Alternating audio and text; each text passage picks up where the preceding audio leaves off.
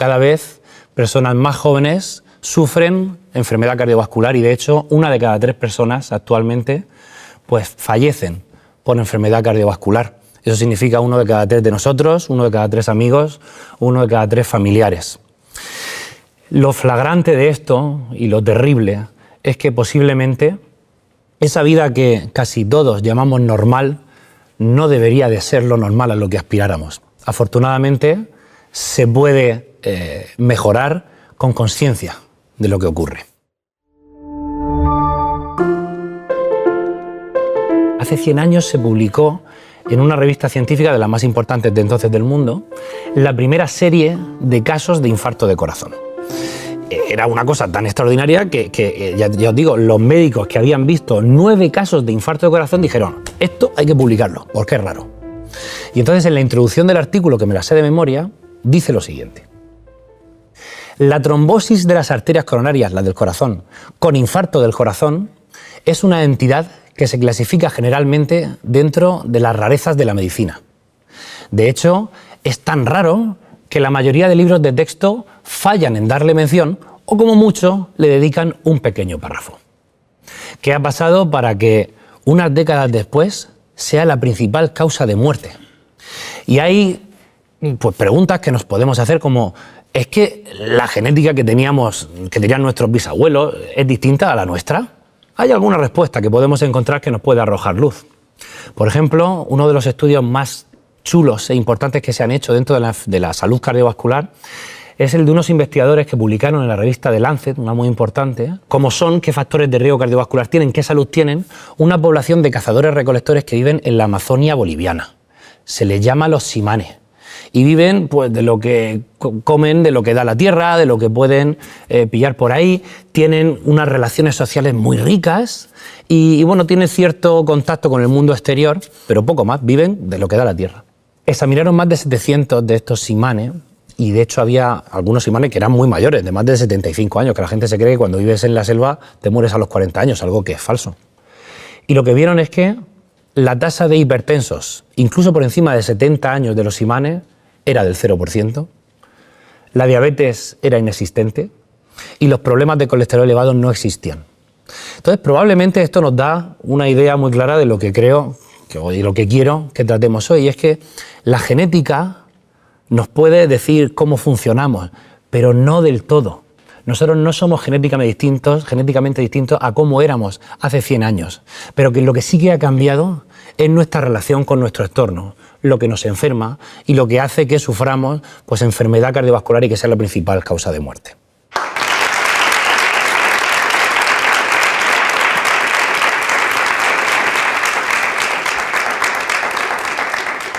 Hola José, ¿cómo puedo saber si mi corazón está sano? Creo que desde tu pregunta, lo que me estás preguntando es de manera práctica cómo puede una persona a pie de calle o en su casa saber si tiene un sistema cardiovascular sano.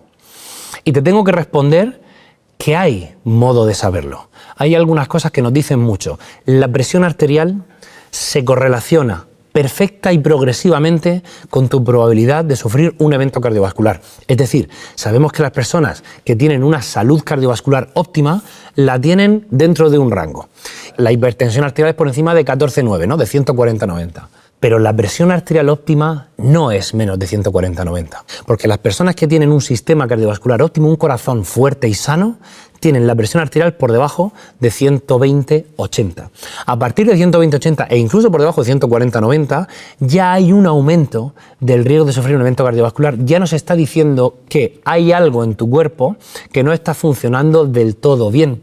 Entonces medirse la presión arterial, que eso hay que hacerlo estando en reposo, después de unos minutos, 3 veces, porque la primera medida sueles tener, incluso aunque estés sola en casa, pues una cierta reacción de alerta, y haces la media de las 2 o 3 siguientes mediciones desechando la primera.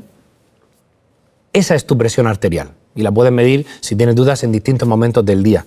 Si la tienes por debajo de 120/80 es un rango óptimo. Hay 2 cosas que nos informan muy bien de cómo está tu sistema cardiovascular. Y luego al final te voy a dar una tercera, ¿vale? Que también es chula y se puede hacer desde casa.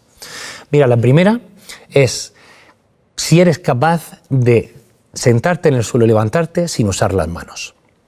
Eso que parece que es una cosa que es una prueba de deporte o de ejercicio, nos informa mucho de cómo está todo tu cuerpo, también tu sistema cardiovascular, porque requiere, por un lado, fuerza, por otro lado, flexibilidad, por otro lado, una buena coordinación del sistema nervioso y, por supuesto, buena circulación. Sabemos que las personas que no son capaces de sentarse en el suelo, levantarse sin usar las manos, pues de hecho, te digo el dato, las personas que no son capaces están vivas a los 10 años el 60%, las que lo hacen el 95%. Luego hay otra prueba que también tiene mucho que ver con la fuerza, pero es que la fuerza es un determinante muy potente de pronóstico vital y de cómo está tu sistema cardiovascular de óptimo. Y fíjate, si nos preguntamos cuántas flexiones somos capaces de hacer, una pregunta que asusta a la mayor parte de las personas por encima de los 40-50 años. Yo qué sé, ninguna. Me imagino que haré 3, 4. Sabemos que las personas que pueden hacer más de 10 flexiones seguidas, sin parar, tienen un sistema cardiovascular más óptimo y menos riesgo de sufrir un infarto. Si puedes hacer más de 40, que eso ya es un dato muy pro, tienes una baja probabilidad de sufrir enfermedad en tu sistema cardiovascular, baja probabilidad de infarto. Los músculos son un órgano endocrino que libera hormonas a todo tu cuerpo y que le sientan muy bien a tu sistema cardiovascular. Me atrevo a decir que es necesario. Entonces, estar fuerte, trabajar la fuerza, es un mandamiento que necesita tu cuerpo para estar sano y también tu corazón.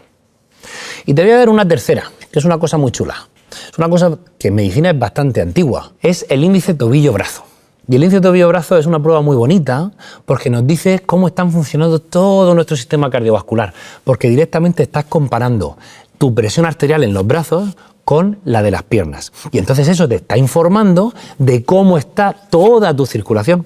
Fíjate, se trata básicamente de tomarte la presión arterial en reposo después de un tiempo en tus dos brazos y en tus dos piernas. Lo haces a la altura del tobillo. Y entonces haces la relación entre la presión más alta del miembro superior con la del inferior. Es al revés, del miembro inferior con la del superior.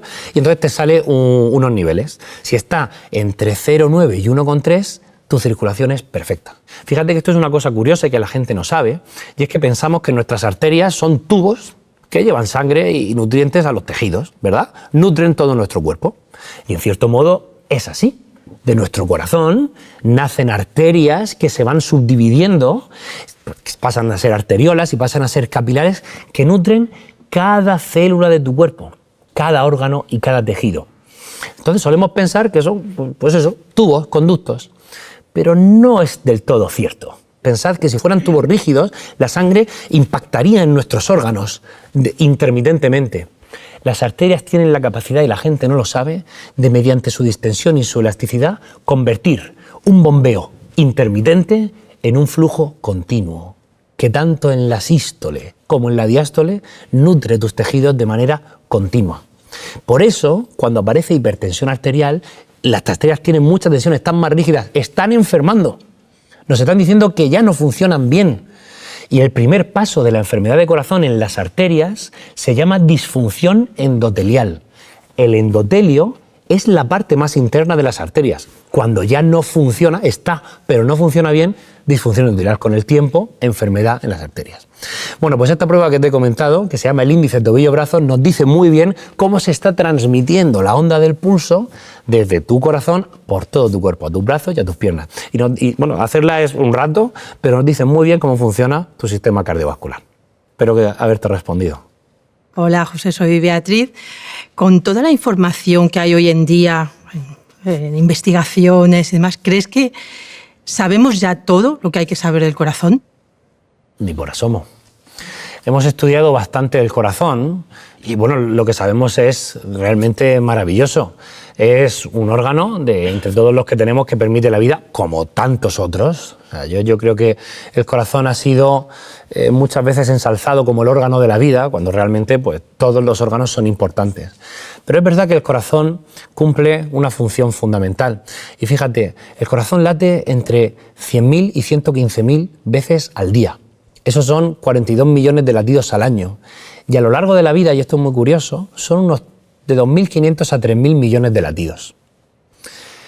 El corazón es tan fuerte que si lo desconectáramos de un cuerpo, fíjate, podría bombear nuestra sangre con la fuerza que sale, con esa presión que sale, hasta 10 metros de altura. Es tremendo. Y Si el corazón es actualmente la causa principal de que suframos enfermedad, que es la enfermedad cardiovascular, de hecho, como causa aislada, el infarto de corazón es la causa principal, la causa más frecuente de muerte. ¿Sabes por qué es? Porque el corazón no puede dejar de latir. Tus músculos pueden quedarse en reposo. Tu cerebro no, pero sabemos que parcheadamente ciertas zonas del cerebro se van relajando, van teniendo más o menos actividad. El corazón no. El corazón no para de latir. Y eso lo hace un órgano especial. Porque, pensad, hay una cosa curiosísima, curiosísima. Tú sabes que tus músculos, tú puedes entrar en cansancio muscular, en tetania, que se llama. Si tú los contraes mucho tiempo, llega un momento que se contracturan. El corazón no se contractura nunca. Y no para de funcionar. ¿Cómo es posible? Pues tiene ese latido intermitente y tiene ciertas adaptaciones que son una maravilla de la ingeniería biológica que permite que no se canse nunca.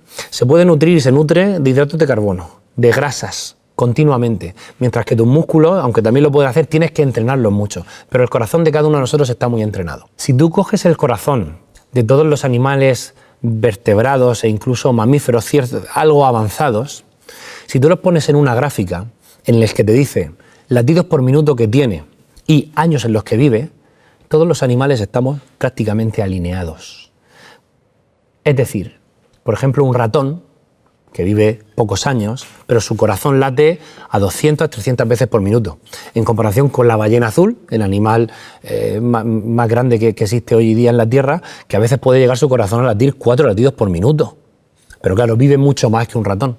Si tú pones en la gráfica, como te digo, número de latidos por minuto respecto a esperanza de vida, todos los mamíferos y los animales avanzados estamos en un lugar parecido. Como si el corazón del que disponemos fuese el mismo, entre comillas, o muy parecido, y está, en cierto modo, programado para vivir una serie de años. El humano se escapa un poco, posiblemente por los cuidados que tiene nuestro sistema sanitario.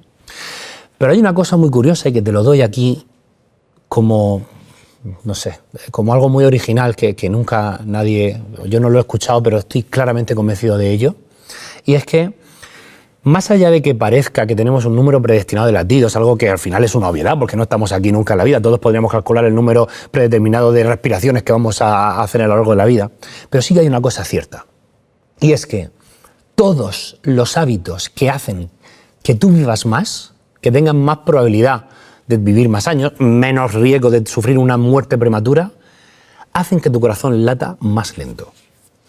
Como si tuviésemos una especie de número predestinado de latidos en los cuales, si nosotros podemos vivir más optimizados, es decir, latir menos veces al minuto de manera que estamos como más adaptados a nuestras necesidades, vamos a prolongar nuestra esperanza de vida. Y esto más o menos se cumple. Fíjate, al principio, hace 30 años o 40, cuando nosotros teníamos una persona que tenía insuficiencia cardíaca, es decir, que tenía el corazón débil, pues al principio la medicina le daba, ¿qué le damos? Pensaron, ¿qué le damos a mitad del siglo XX? Pues fármacos que hagan que el corazón lata más fuerte, ¿no? Y por eso en la insuficiencia cardíaca un tratamiento típico era la digoxina, que sabemos que es inotropo positivo. Alguien se dio cuenta de que las personas que tenían insuficiencia cardíaca y tomaban unos fármacos que se llaman betabloqueantes, que hacen que el corazón lata más lento, generan cierta bradicardia y sobre todo disminuyen las demandas, y ahí está el kit de la cuestión, las demandas que el corazón necesita para latir, vivían más. Algo que nos parecía muy curioso, como un fármaco que hace que el corazón lata más lento a una persona que tiene el corazón fastidiado, prolonga su esperanza de vida. Te ahorro décadas de investigación, pero hoy en día, desde hace ya alguna década, los beta bloqueantes son una de las bases, uno de los pilares del tratamiento de la insuficiencia cardíaca, y no se los quitamos a nadie que tiene disfunción sistólica del ventrículo izquierdo, que así se llama. Entonces, lo bonito de aquí es que disminuir el estrés crónico, hacer ejercicio, dormir mejor, una alimentación no proinflamatoria, conectar con los amigos, meditar. Si lo pensáis, todo baja tu frecuencia cardíaca basal. Y yo creo que en parte de este efecto, esto explica parcialmente por qué es tan bueno para tu salud cardiovascular. Es una simplificación, soy consciente, pero si lo piensas, todos los hábitos que mejoran la esperanza de vida disminuyen tu frecuencia cardíaca en reposo. Y creo que tiene mucho sentido.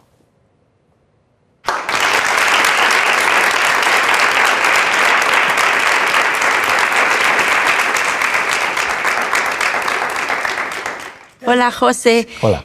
¿Cómo podemos identificar que nos está dando un infarto o solamente es ansiedad? Bueno, la pregunta me parece muy pertinente porque es cierto que todos a lo largo de nuestra vida vamos a tener crisis de ansiedad o vamos a sufrir ansiedad y a veces se da con síntomas que pueden parecer un infarto. Y el infarto es muy peligroso. Como hemos dicho, es la principal causa de muerte hoy en día. Entonces, te tengo que decir que sí, desde el punto de vista médico hay pistas que nos pueden orientar. Te las voy a contar. Pero antes sí que quiero decir que nada de lo que yo vaya a decirte te quita de la siguiente máxima, que es verdad que la repito con cierta frecuencia, y es que más vale comerse una crisis de ansiedad en urgencias que un infarto en casa.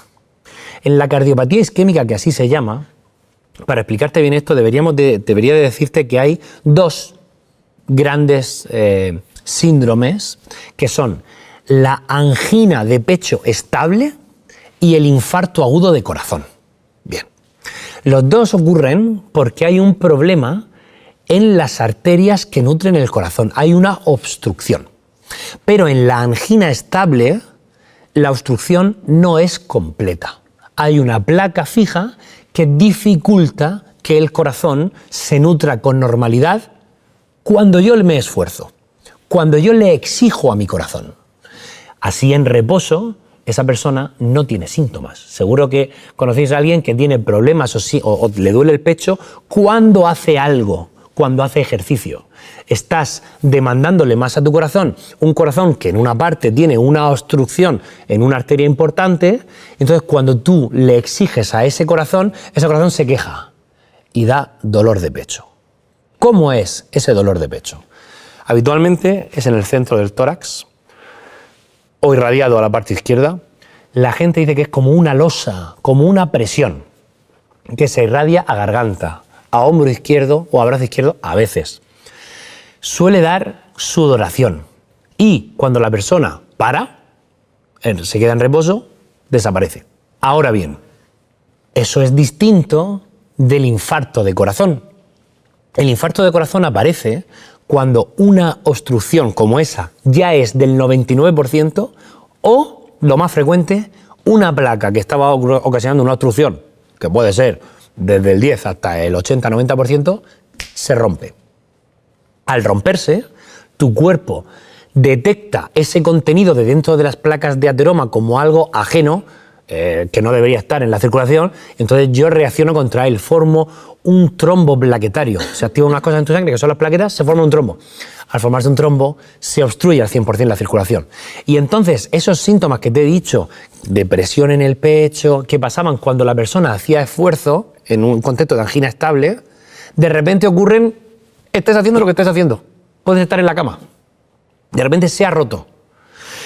Y entonces es la misma sintomatología, pero muy fuerte. Una olosa que no se te va, una sudoración, un malestar, el dolor se irradia tanto a brazo como a hombro, como a garganta, como a espalda.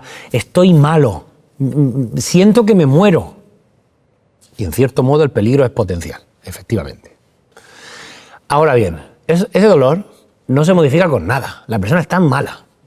No se parece mucho, comparte algo, pero no es igual que el de la crisis de ansiedad, que es un dolor que es más, pues puede ser un dolor más difuso o incluso a veces súper concreto, que yo lo puedo decir, el dolor del pecho es como una losa.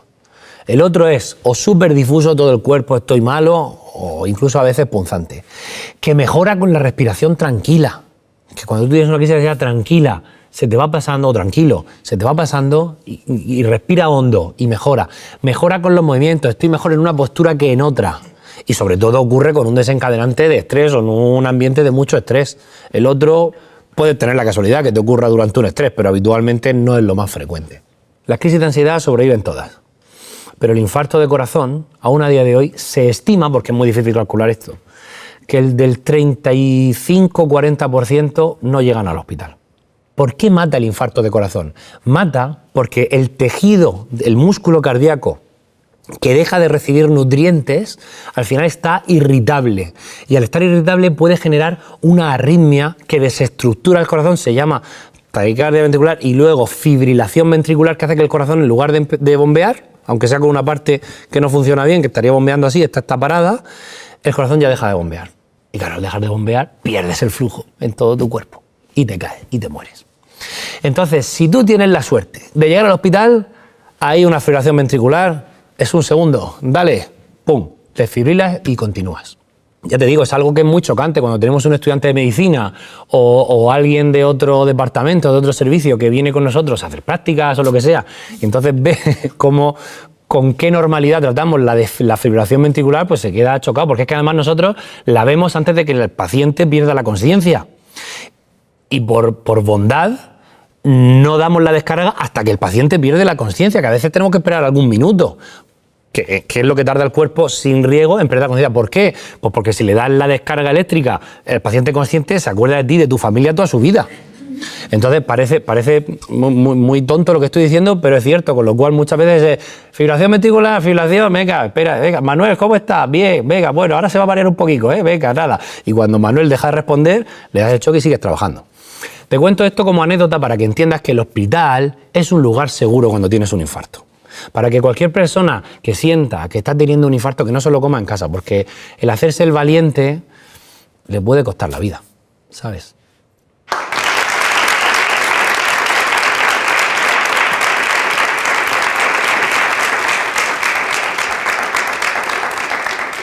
José, si me encuentro una persona que está sufriendo un infarto, ¿cómo podría ayudarle? Yo sueño, porque creo que es posible, con que cada uno de nosotros seamos una herramienta de salvar vidas. Fijaros, si uno de cada 3 de nosotros sufre, morimos por enfermedad de corazón, buena parte de ese porcentaje sufre una parada cardíaca y puede ser presenciada. Y cuando tenemos a una persona al lado que se desploma, que sufre una parada cardíaca, cada uno de nosotros podemos ser su método, su herramienta para anclarse a la vida y seguir viviendo. Se dice que cada minuto en parada cardíaca perdemos un 5% de nuestro cerebro, parada cardíaca no reanimada. En cambio, a saber hacer una reanimación cardiopulmonar buena, franca, pues puede revertir parcialmente esto. Desde luego, si no la hacemos es que está todo perdido. Y es súper importante que cada uno de nosotros sepa hacer una reanimación cardíaca de calidad. ¿Por qué las compresiones torácicas salvan vidas? Lo que estamos haciendo con las compresiones torácicas es hacer la función de bombeo de ese corazón que no está bombeando. El corazón, cuando nosotros vamos hacia arriba, se llena, y cuando presionamos hacia abajo lo bombeamos. Entonces, en cierto modo, estamos haciendo de corazón. Entonces, si os parece bien, Javier, ¿qué me has dicho? Pues ven, vamos a explicar básicamente en qué consiste una reanimación cardíaca de calidad. Tú imagínate que te acabas de morir, ¿vale? Entonces te tumbas en el suelo, ¿vale? Entonces nosotros lo primero que tenemos que hacer cuando vemos que una persona ha perdido la conciencia, lo primero es asegurarnos que el sitio es seguro. Mirar por mi seguridad. No os imagináis las paradas cardíacas que hay en la calle, en la carretera, porque esto puede ocasionar en algún momento, y que por yo no ponerme en un sitio seguro o con seguridad, termino al final teniendo yo otro accidente. Cuando hemos asegurado que el sitio es seguro, pedimos ayuda a quien esté. Por favor, ayuda, acercaros, vamos a ver qué pasa aquí. Y entonces nos acercamos y llamamos. Tú al principio estás con los ojos cerrados, ¿vale? Si no queda un poco raro. Entonces diremos, oiga, le damos unos golpecitos en el hombro o en la cara, y entonces la persona, si está en parada, no responderá, ¿vale?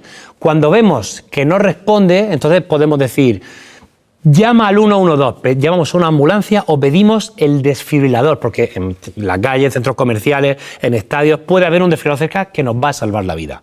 Entonces llamamos. Lo siguiente es practicar esta maniobra que es muy sencilla, que es la maniobra frente-mentón. Nos sentamos como estábamos a la altura del cuello, torso del paciente y aplicamos una mano en su frente para tirar ligeramente hacia abajo y otra en el mentón. De este modo, con estos dos dedos aquí, se abre la vía aérea y entonces nos acercamos y rápidamente tenemos que ver si respira. Eso se hace con el ver, oír y sentir, que es, vemos el tórax, si se expande, sentimos, yo lo estoy sintiendo porque no está muerto, que está respirando, ¿vale? Y escuchamos la respiración. Si no escuchamos nada, directamente empezamos con presiones torácicas. Nos ponemos a la altura del torso del paciente, en la línea intermamilar, planteamos nuestro talón de una mano y la otra tiene que estar arriba, con los brazos extendidos nos ponemos a la altura de nuestros hombros, donde en el centro de su tórax, y entonces empezamos la compresión torácica. Hay que apretar más de lo que estoy haciendo, pero no le quiero romper al pobre una costilla porque no se lo merece. Entonces, el ritmo es muy importante, presionar bien abajo, y el ritmo que tenemos que llevar son unas 100 compresiones por minuto. Eso, yo lo hago, lo sigo haciendo, nos podemos tener algo en la cabeza, y normalmente son canciones. Por ejemplo, La Macarena o el Staying Alive de los Bee Gees lo hace muy bien. Por ejemplo, yo siempre me acuerdo de los Bee Gees y lo sigo haciendo. Y esto lo hago todas las semanas. Es Staying Alive, Staying Alive. Así nos aseguramos un ritmo. Además, la canción pues tiene sentido que te quiera anclar a la vida. Si no sabemos, que la mayoría de veces no lo sabemos, por eso yo nunca lo explico, hacer respiración asistida, no las hacemos. Lo más importante son las compresiones. Y entonces básicamente tenemos que hacer ese ritmo de compresiones hasta que venga el desfibrilador. Ponemos el desfibrilador o hasta que llegue la ambulancia, que en el peor de los casos serán algunos minutos, ¿vale? Con esto estamos nutriendo un cuerpo cuyo corazón no funciona. Estamos haciendo de corazón. Por eso, cuando hacemos RCP, la probabilidad de que si llega al hospital y lo salvamos, no tenga lesión cerebral y el corazón, si ha sido por un infarto, se recupere es mucho mayor, pero mucho mayor. O sea, nosotros... Te voy a levantar, Javier. Nosotros cuando... Gracias, muchas gracias. Vamos, el aplauso. Esto... De verdad es nuestro día a día. Cuando viene una parada... Y me llaman porque estoy atendiendo, porque estoy de guardia. Una parada, decimos, bueno, ¿qué es? ¿Qué tal? ¿Cómo ha sido la parada? Y me dicen, en su domicilio estaba la mujer o el marido y le ha hecho reanimación y ha llegado la ambulancia. Sabemos que el pronóstico es bueno. Parada, no presenciada, primer ritmo asistolia, al final ha salido. El pronóstico es malo. El pronóstico es malo. O sea, por poco que hagáis, ya estáis haciendo algo. Pensad que es una vida con una familia, con unos amigos, es lo más bonito que podéis hacer y es algo inmediato, de verdad, merece la pena.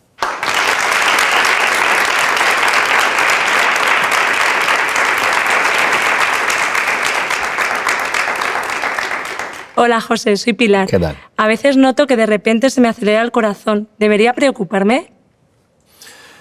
Probablemente no.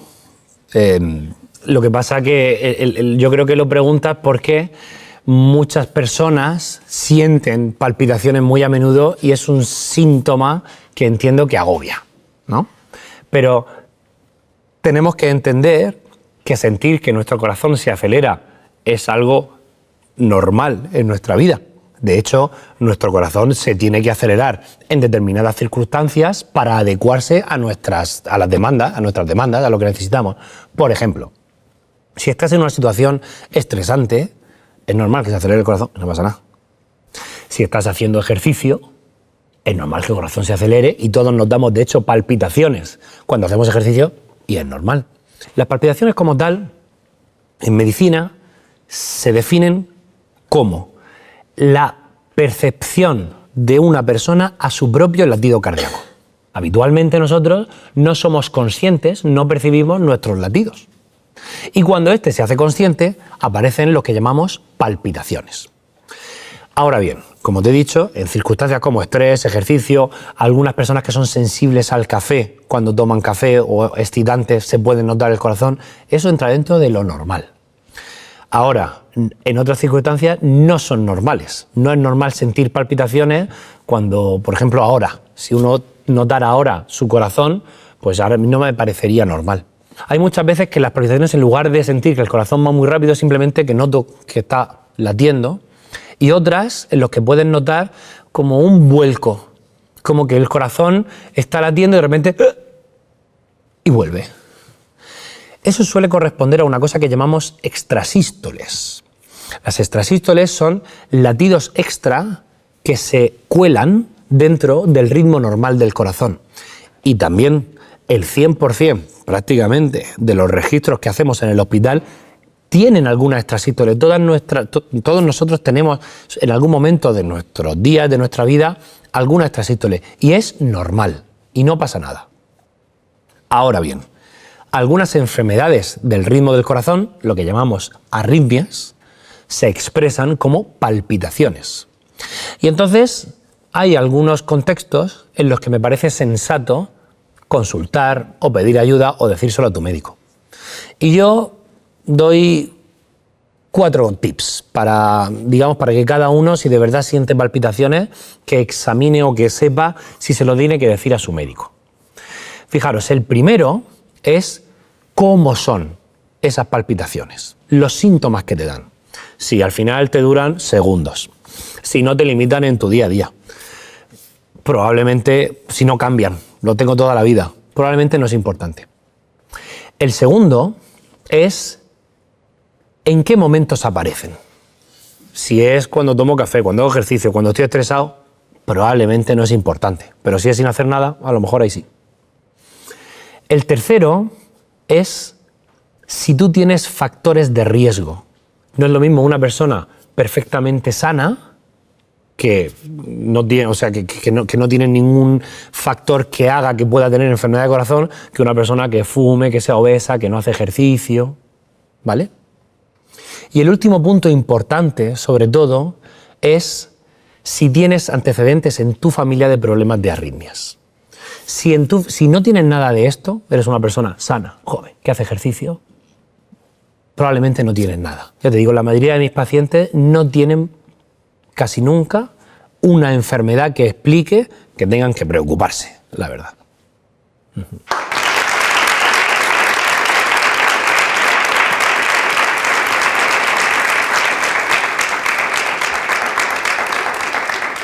Hola José, soy Javier. ¿Qué influye más en la salud, los hábitos o la genética? Es una buena pregunta y la realidad es que, sin ninguna duda, en la mayoría de nosotros, los hábitos. Mira, nosotros somos la expresión de nuestros genes. A mí, hace ya cuando era un adolescente, posteriormente estudiante de medicina, me cautivó mucho pues la teoría que tiene pues un etólogo que se llama Dawkins, donde explicaba desde otro punto de vista qué es la genética y que nosotros somos la expresión de nuestros genes. Pero realmente nosotros somos máquinas que hacen nuestro código genético para ser el mejor, para sobrevivir, para perpetuarse y especializarse. Parece curioso, pero nosotros que compartimos especie, raza, somos seres humanos todos, si lo pensáis, ninguno somos exactamente igual que el otro. Compartimos la mayor parte de nuestro código genético, pero cada uno de nosotros es un intento genuino y único para ser el más adaptado, para ser el que consiga tener un mejor código genético y así lo perpetúe a la siguiente generación. Por eso, nuestro código genético cambia ligeramente con nuestra descendencia y se intenta hacer cada vez mejor, que significa más adaptado. Así nosotros vamos a tener un código genético que funciona en consonancia con nuestro ambiente. Y de hecho sabemos que nuestros hábitos y nuestro ambiente lo cambian y lo modifican ligeramente.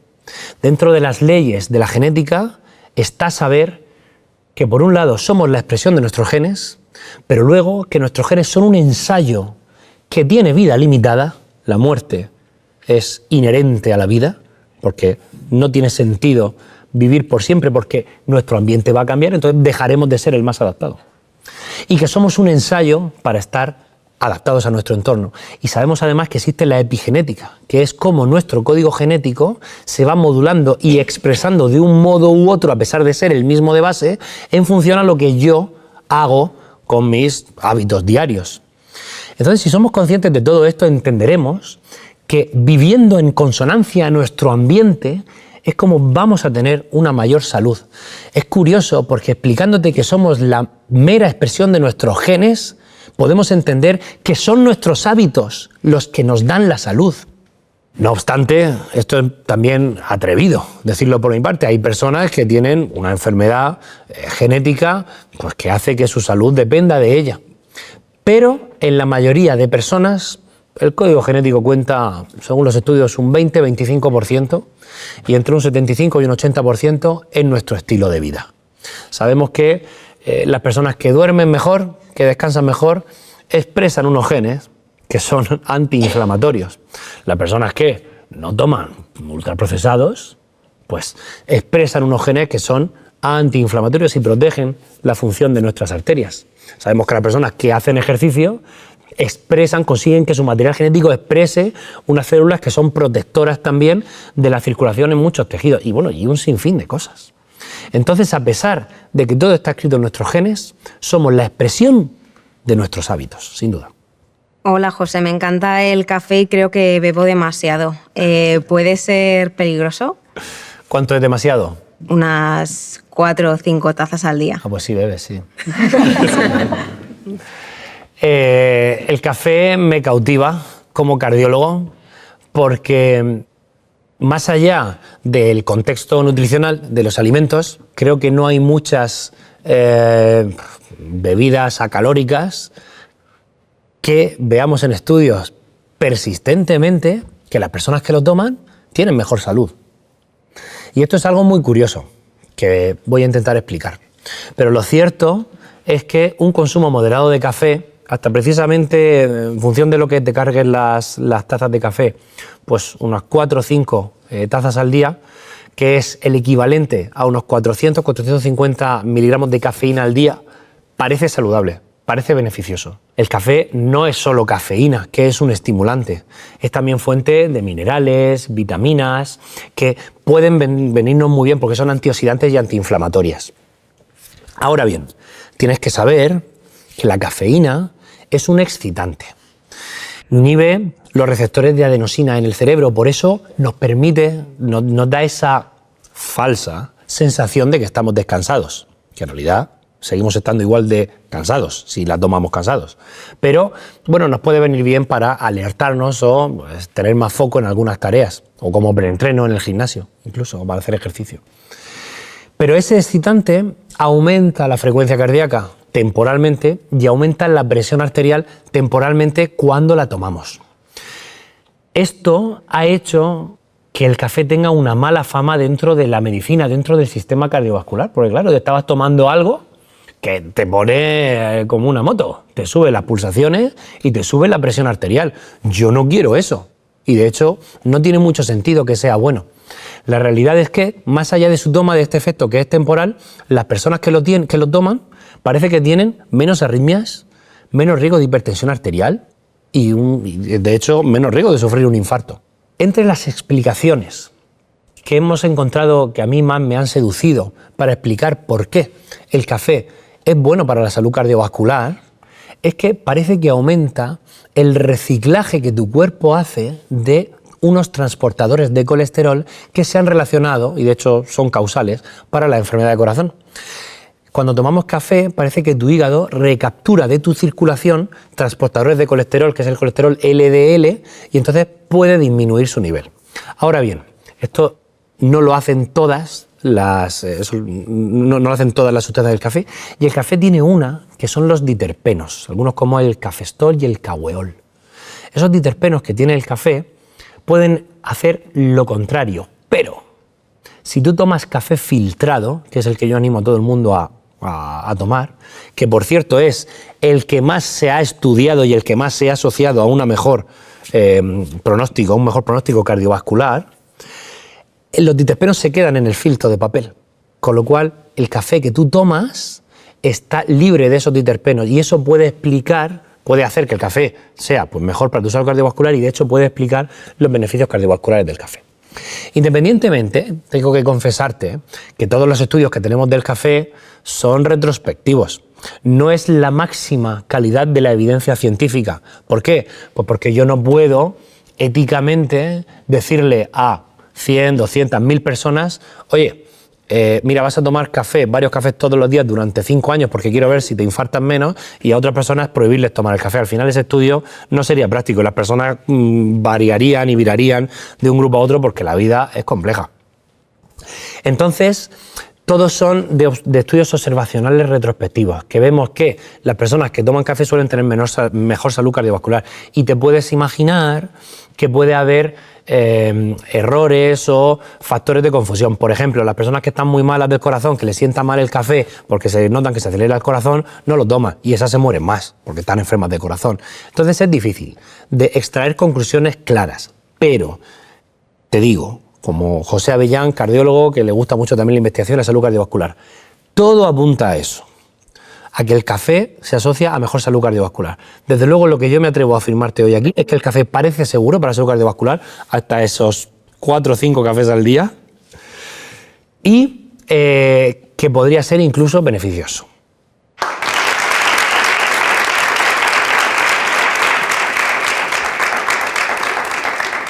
Hola, José, soy Marta. Soy fumadora. Vaya. Y nunca encuentro el momento oportuno para dejar de fumar. Entonces, quería que me dieras unos consejos para, que me convenzcas para dejar de fumar. ¿No te ha valido lo que hemos comentado hasta ahora? Me falta ahí todavía. Bueno, como estás delante, no quiero ser demasiado duro, pero tengo que confesarte que como cardiólogo estoy muy sensibilizado con el tabaquismo. Creo que es el principal factor que hace que estemos enfermos de corazón la mayoría de nosotros. Y además, es que lo veo día a día. En las personas jóvenes que sufren un infarto, raro es el que no fuma, rara es la que no fuma, e incluso en las mayores. Fíjate, una vez hice el cálculo, lo hice yo, viendo cuántos años de vida menos de media vive un fumador y cuántos cigarros toma a lo largo de su vida. Y más o menos, cada calada te quita 80 segundos de vida. Cada cigarro 19 minutos, como media. Al final estás metiendo en tu cuerpo cientos, miles de tóxicos que pasan la barrera pulmonar, llegan a tu circulación y realmente te enferman por dentro. Una de las cosas que tú vas a inhalar es monóxido de carbono. En tu cuerpo, el oxígeno que llega a cada célula y que transporta a la sangre va en una parte de la hemoglobina, que es una molécula muy grande, donde pues una parte lleva oxígeno, entonces llega a los tejidos, da el oxígeno y vuelve para, en el pulmón, oxigenarse. El monóxido de carbono que inhalas con el humo del tabaco se ancla a ese lugar de la hemoglobina donde va el oxígeno. Con lo cual estás haciendo que tu sangre esté menos oxigenada y tenga menos capacidad para nutrir y oxigenar a todo tu cuerpo, para darte vida. Por eso, cuando nosotros vemos una analítica de una persona, podemos saber si fuma solo viendo la analítica. Y es que tiene el hematocrito, que es las células que llevan esa hemoglobina mucho más elevada. Y es súper típico. Un aumento del hematocrito en un tío, una persona, fuma, ¿vale? Puede haber otras causas, pero lo habitual es eso. Luego, entre otras cosas, dentro de las otras cosas que tú inhalas con el humo del tabaco, están los radicales libres. Los radicales libres directamente son irritantes para tu circulación. Y entonces hacen que en esa barrera endotelial de la que hablábamos antes, estas células que son la parte más interna de tus arterias, pues ahí irritan y hacen lesiones. Y la gente no lo sabe, pero el germen de la enfermedad cardiovascular, el germen de la enfermedad de las arterias, esto que hemos dicho antes, que si te haces un índice de tobillo-brazo vas a ver que no funciona bien, que se endurezcan, es porque tienen muchísimos puntos donde se irritan. Y en esos puntos donde se han irritado, un cuerpo que lleva un mal estilo de vida, que está inflamado, hace en cada uno de esos puntos donde se irrita, donde hay lesiones, una placa de ateroma, una placa de colesterol. Nos han dicho el colesterol es el malo. Y tener elevado el colesterol es malo, pero el colesterol es esencial para la vida, pero tenerlo elevado es malo. ¿Pero por qué? El colesterol no va rasgando tus arterias. La vida, o el tabaco, hace que tengan lesiones en las arterias del corazón. Entonces, claro, yo no quiero exponerme a más, Porque solo con respirar aire contaminado, con sufrir una infección de una bacteria, de un virus, yo ya me expongo a tener microlesiones en mis arterias. Si yo estoy fumando todo el día, pues estoy directamente provocándome esas microlesiones. Que claro, pues mi cuerpo está perfectamente preparado para repararlas. Pero si estoy continuamente, ya te digo yo que el corazón del fumador está lleno de lesiones, de placas de ateroma. Y el germen son esos radicales libres. La otra sustancia que inhalas, que tiene mucho efecto cardiovascular, es la nicotina, que la conocemos porque es la responsable de que el tabaco sea tan adictivo y actúa en nuestro cerebro y nos crea adicción. Pero lo que no se suele saber es que la nicotina también acelera la frecuencia cardíaca, aumenta las demandas de nuestro corazón porque hace que latamos con una frecuencia cardíaca mayor. Fijaros qué curioso, justo lo contrario que decíamos antes, que la mayoría de hábitos que ahorran vida hacen que yo lata más lento. El tabaco hace lo contrario. Entonces, si ahora juntas todo lo que te he explicado, por un lado tienes en tu cuerpo de fumadora, lo siento, una menor capacidad de dar oxígeno, placas en las arterias de tu corazón que hacen que tu oxígeno no esté nutriendo bien tu corazón y una sustancia que acelera tu corazón y que aumenta las demandas. Estás exigiéndole más a tu corazón y a la vez dándole menos. Por eso el tabaco es tan peligroso a nivel cardiovascular. No quiero terminar sin hacer mención al vapor. Porque el cigarrillo electrónico y las nuevas formas de fumar que no son el cigarrillo clásico, parece que son menos dañinas que el tabaquismo convencional. Y esto es cierto. Todo apunta a que son menos dañinas. Por eso, como médico,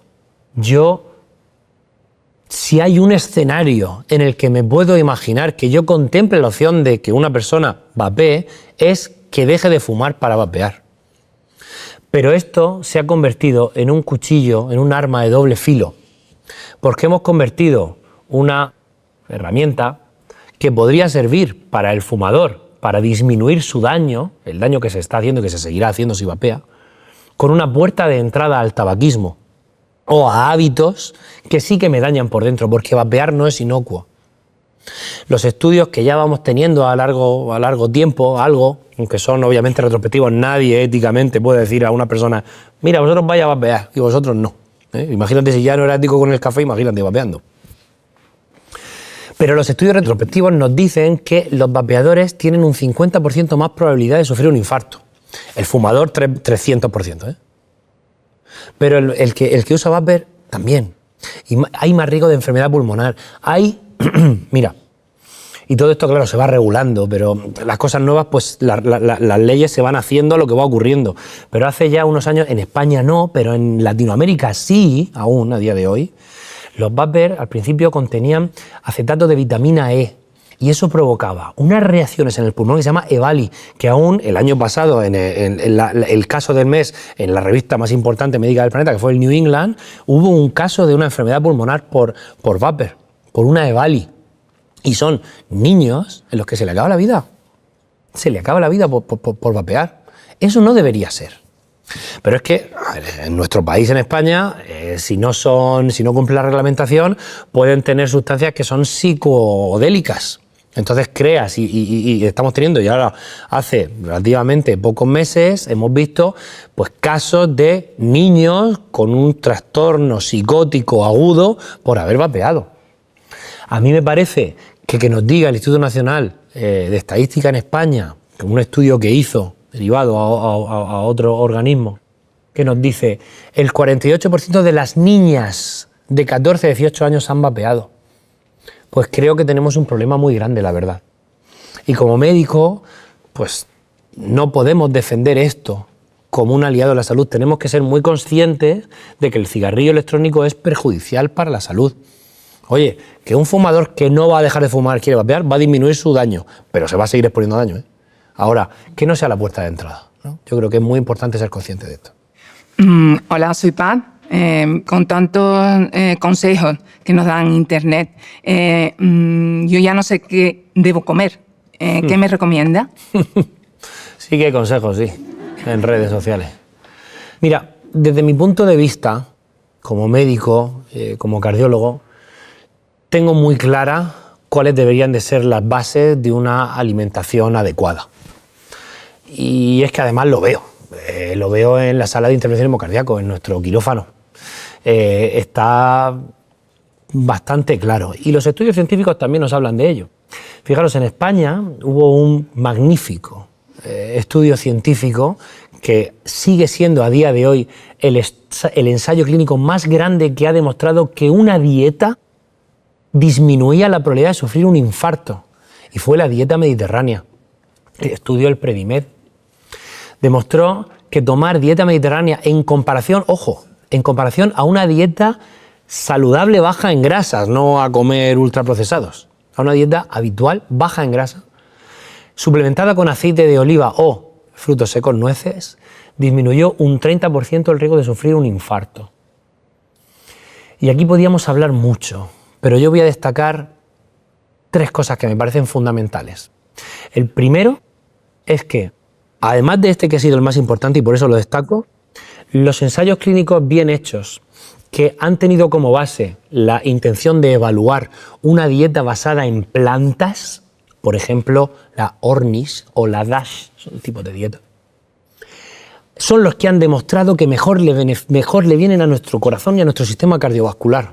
Y esto tiene sentido, tiene mucho sentido, porque son la fuente más rica de minerales, vitaminas. Vamos a tener un proteinograma completo si nuestra dieta es variada. Y si nosotros vamos a la fuente y somos un ser vivo que perfectamente puede vivir de basar su alimentación en plantas, nosotros ya estamos ahí absorbiendo de primera mano las vitaminas y minerales que necesitamos.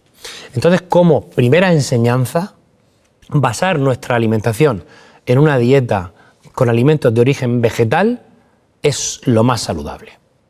La mayoría de personas no fallan en que su alimentación esté basada en alimentos de origen animal.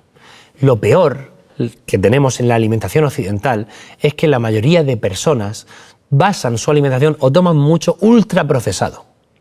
Entonces, cuando yo paso de tomar una alimentación habitual, occidental, con ultraprocesados, y me estoy refiriendo a las galletas, a los cereales de toda la vida con azúcar, a las magdalenas, el cacao en polvo, a los embutidos.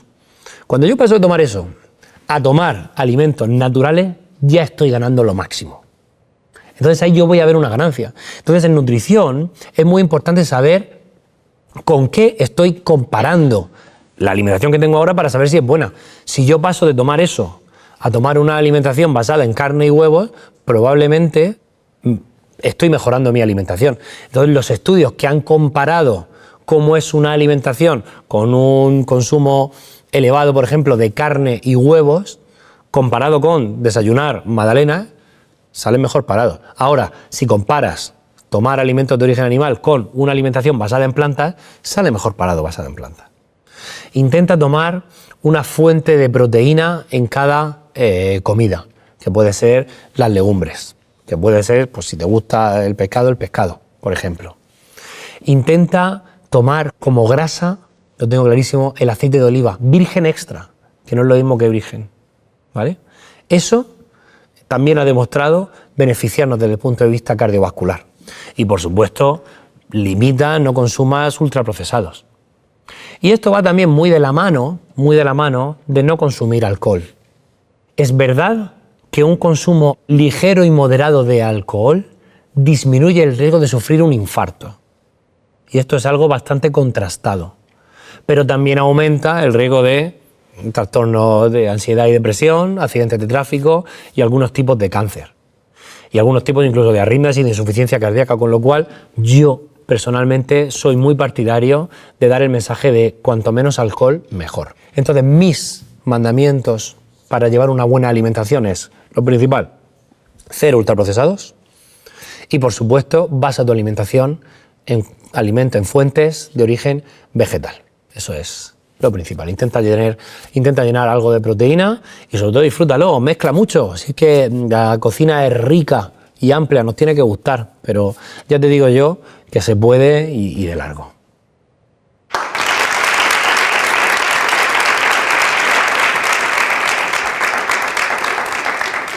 Hola José, soy Laura. ¿Qué tal? Tengo un trabajo muy estresante que además combino con estudio. Entonces me gustaría preguntarte cómo puede influir las emociones y el pensamiento a mi salud. Wow, esa pregunta me gusta mucho. El médico era clásicamente cuando yo empecé a estudiar, incluso era una persona que se ponía delante tuya, que te decía lo que tenías que hacer y tú le hacías caso o no. Pero no era una persona que se interesaba por cómo estabas, por tu nivel de ansiedad, de estrés o incluso por tus emociones. Y yo soy, la verdad, creo que a lo mejor soy demasiado esperanzador, pero creo que la medicina va a virar un poco hacia eso, con la ayuda precisamente de la inteligencia artificial, que espero y ansío que nos libere de trabajo manual y de escribir tanto. Creo que no hay nada más humano que conectar con los demás, y si soy médico tiene que ser con mis pacientes también. Mira, yo no predico con el ejemplo en esto, tengo un trabajo muy estresante, hago 7 guardias al mes, me despiertan a la hora que sea para ir a intervenir un infarto cardíaco y hay muchos días al mes que duermo muy poco y sobre todo mal. Y eso viene de la mano de unos niveles de estrés importantes. Y fíjate, desde hace ya algunas décadas sabemos y somos conscientes que las personas que tienen un mayor nivel de estrés crónico enferman más de corazón, pero no poco. Hubo un estudio muy importante que fue el estudio Interheart, que intentó ver en una cohorte de cientos de miles de pacientes cuáles eran los factores que explicaban la mayor parte de los infartos. Y entonces determinó 9 factores. Algunos te sonarán: diabetes, hipertensión, fumar. Otros los hemos tratado por aquí, como llevar una mala alimentación, no hacer ejercicio físico, tener obesidad. Y los enumeraba en riesgo que suponen a las personas que lo padecen. Y fue muy chocante, porque mira, el primero, no sé si adivinas cuál puede ser, el tabaquismo. 3 veces más de sufrir un infarto, es flagrante. El segundo es la hipertensión, que como hemos explicado aquí hoy, y os vais con este mensaje tan bonito, está reflejando que todo mi sistema cardiovascular va mal, no es solo lo que dice la maquinita, sino que mis arterias ya no funcionan. Y el tercero, por delante de la diabetes, por delante de la obesidad, por delante de llevar una mala alimentación, por delante de no hacer ejercicio, el estrés crónico. Y esto lo sabemos desde hace décadas. Las personas que tienen estrés crónico tienen más de 2 veces, más de un 200% de probabilidad de sufrir un evento cardiovascular con el tiempo. Pero no le hemos hecho caso. La medicina lo ha olvidado. Y esto creo que es terrible y probablemente la razón es que no tenemos una pastilla antiestrés. Y cuesta mucho aprender a gestionar el estrés. Pero sabemos, con estudios científicos también de la mano, que las personas que se someten, por ejemplo, a una terapia cognitivo-conductual para mejorar sus niveles de estrés disminuyen un 12% su probabilidad de morir por un infarto y un 19% la probabilidad de tener uno. Claro. En medicina somos esclavos de la evidencia, pero yo le digo también mucho a mis residentes, a mis compañeros, no podemos ser tan esclavos de solo lo que se demuestra, porque nunca nadie va a hacer un estudio con cientos de miles de pacientes para hacer meditación. Lo va a hacer como puede, porque no tiene financiación, hacer estudios cuesta muchísimo dinero, pues lo va a hacer en un pequeño grupo de personas. Entonces, va a salir bien si tiene sentido, va a salir mal si nos estamos equivocando. Pero claro, como te imaginarás, cuando yo redacto, yo soy el board de una guía clínica de infarto. Y entonces yo analizo la evidencia que tengo para tratar el infarto. Pues claro, como comprenderás, tiene más peso en mis recomendaciones que tengo que dar aspirina a un infarto porque tengo muchísimos estudios que me lo han demostrado, o esta nueva molécula de esta nueva farmacéutica que tiene mucho interés y me ha puesto miles de millones de dólares para hacer un estudio científico con cientos de miles de pacientes, que lo que me ha hecho es que es un apasionado de la salud con 40, 50 personas. Entonces, está muy bien tener en cuenta la evidencia, pero también tenemos que pensar con la cabeza. Y si todo apunta a que aprender a gestionar el estrés es bueno para nuestro corazón, Pues yo por eso hablo tanto del estrés y por eso lo pongo tanto en valor y me parece que es muy importante. Lo siento por tu estilo de vida, que trabajas y estudias y todo, lo siento por el mío, que no lo voy a dejar, pero es verdad que puedes aprender a gestionarlo aún así y te animo a ello. Y luego, creo que estamos a tiempo de reivindicar la importancia que tienen las emociones en la salud. Cuando nosotros tenemos que operar a una persona, por ejemplo, de una válvula aórtica, tiene una estrechez en una válvula del corazón y tenemos que ver si es candidato a operar esa válvula y ponerle otra o a implantársela por un cateterismo percutáneo. Cuando nosotros vemos si el paciente, cuando tiene muchos años, va a sobrevivir a esa intervención, el geriatra le practica unas escalas, le saca unas escalas de fragilidad. ¿Y sabes qué impronta mucho y qué puntúa mucho en saber si el paciente puede superar la intervención? Si está solo. Si está solo, puntúa muy a la baja. Una persona que esté sola probablemente no superará la intervención. Yo tengo clavado, y te lo cuento, me acuerdo con una geriatra Inés de mi hospital, hace 2 o 3 años, estaba yo pasando planta, y teníamos una paciente que tenía este problema y que era una candidata perfecta. Solo tenía una cosa. Estaba sola. Tenía, no me acuerdo, pero 80 y largos años, perfecta, la típica persona mayor que dices, qué bien se ha cuidado, está fuerte, no va a tener problemas, pero no tenemos quien la cuide. Y eso, y no es solo que te puedan, cuando te pase algo, ayudar, auxiliar, sino que es que empezamos a ver cómo conectar con los demás, verbalizar, transmitir tus preocupaciones, relajarte, recibir buenos consejos, nos relaja y yo siempre digo que los amigos son el mayor ansiolítico y el mejor que existe.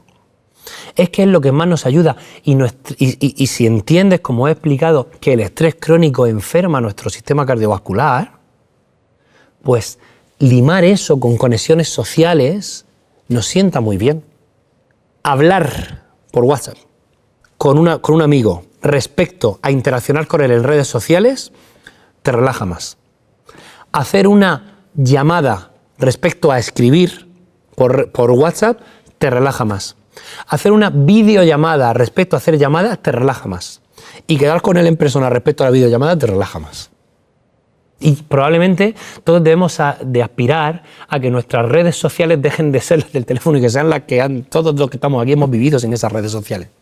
Creo que eso nos está enfermando y nos va a costar mucho como sociedad. Por eso es tan importante, y hilo con lo primero, que nosotros como médicos también nos interesemos y aprendamos y preguntamos de nuestros pacientes, a cada uno de vosotros, ¿cómo estás? ¿Cómo vives? ¿Desconectas cuando llegas a casa o te conectas a las redes? Es que es tremendo, es que estar con las redes por la noche es asegurarte un mal descanso, ¿sabes? En cambio, si estás con gente, tienes una mejor salud. Hola, doctor. Últimamente estoy teniendo muchísimos problemas para dormir y siento que no descanso lo suficiente. Entonces, ¿cómo puede afectar esto a mi corazón? Pues mucho. Gracias por la pregunta. También es súper pertinente. Es otro factor de riesgo que desconocíamos. Como he dicho antes, hace 100 años la enfermedad cardiovascular era inexistente. Pero a partir de la Segunda Guerra Mundial fue cuando la gente empezó a enfermar de infarto y empezaron a sufrir enfermedad del corazón y no sabíamos por qué. Entonces, claro, la gente, es que no sabíamos por qué. Entonces la gente empezó a preguntarse qué es lo que nos mata. El presidente Eisenhower sufrió un infarto. Y entonces decían, ¿cómo es posible que ni siquiera el presidente se libra de esto? Vamos a estudiar por qué es esto. Entonces se dio pie a investigar y se invirtió mucho dinero en entender cuáles eran los factores de riesgo cardiovascular.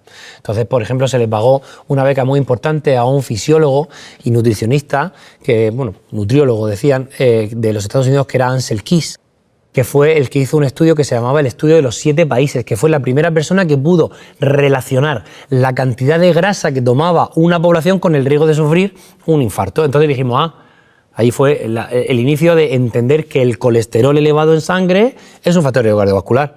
Y luego otro estudio que sigue vigente a día de hoy, que es el estudio del pueblo de Framingham, en Estados Unidos, que es una población donde se estudia a toda la población sobre qué es lo que hace, cuáles son sus hábitos, qué es lo que tiene, y entonces ahí descubrimos, o le dimos mucha importancia, o digamos que entendimos de verdad pues que factores como la hipertensión, la obesidad o la diabetes también son un factor de riesgo cardiovascular.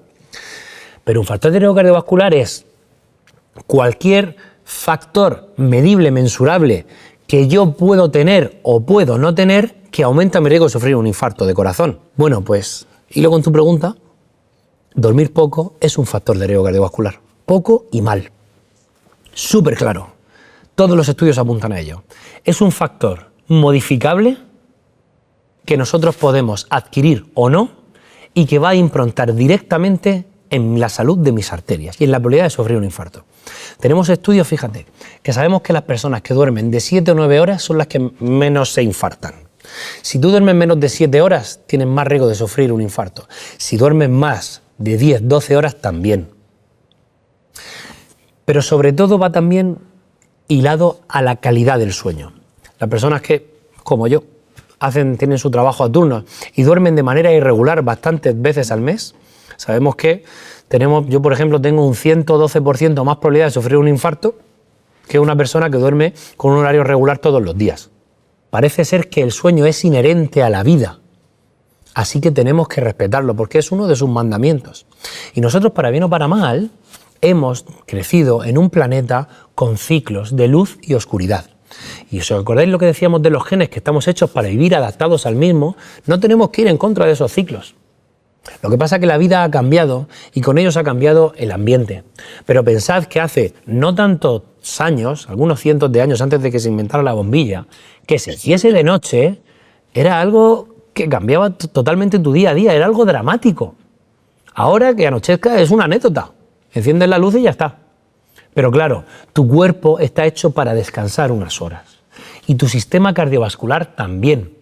Y por la noche, cuando estamos descansando, sabemos que aumenta el tono de lo que llamamos sistema nervioso parasimpático, que es el relajante, el que vasodilata tus arterias. Si tú fuerzas tu vida a no darle ese descanso y estás forzando ese aumento del tono del sistema nervioso simpático, que es lo contrario, con el tiempo vas a tener una capa muscular de tus arterias más desarrollada, que tienen dentro de su pared unos músculos que van a ser más fuertes y van a crear una vasoconstricción, y con el tiempo vas a desarrollar hipertensión.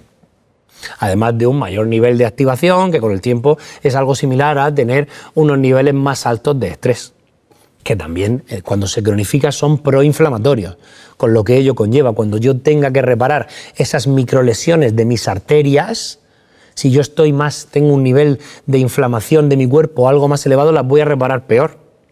Dormir poco se parece a todo eso. Es una manera muy integral de dañar todo tu sistema cardiovascular.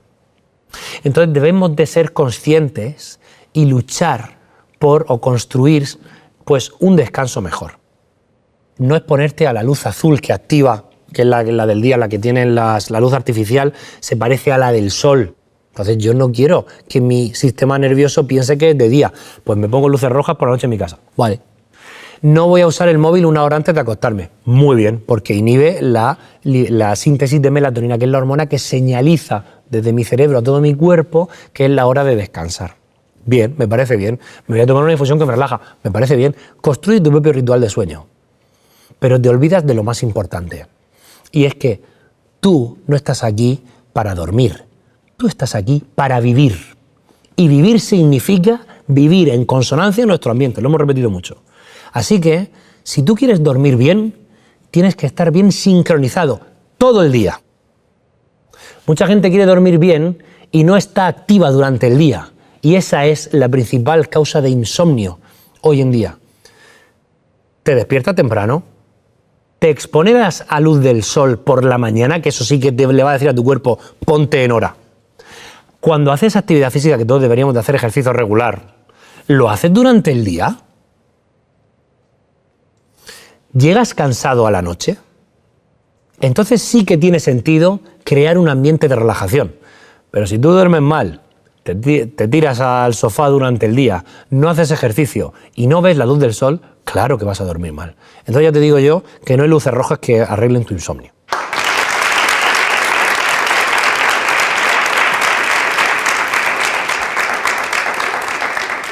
Bueno, muchísimas gracias por vuestras preguntas.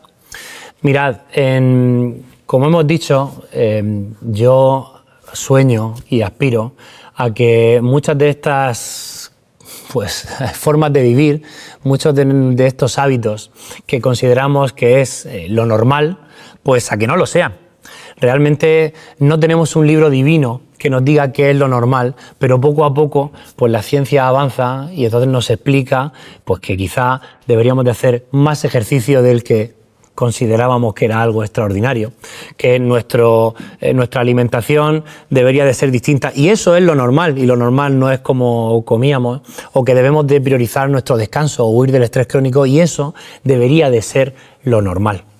Porque al final, pues la ciencia avanza, y si nuestro paciente del principio, en lugar de llevar una vida normal, pues seguramente no fumara, hiciese ejercicio, hubiese comido mejor o hubiese priorizado el descanso, pues probablemente no hubiera sufrido un infarto. Lo bueno de todo esto es que pues podemos ser conscientes y podemos mejorar nuestro estilo de vida para lograr de verdad que lo normal pues sea lo más saludable para nuestro corazón. Muchas gracias.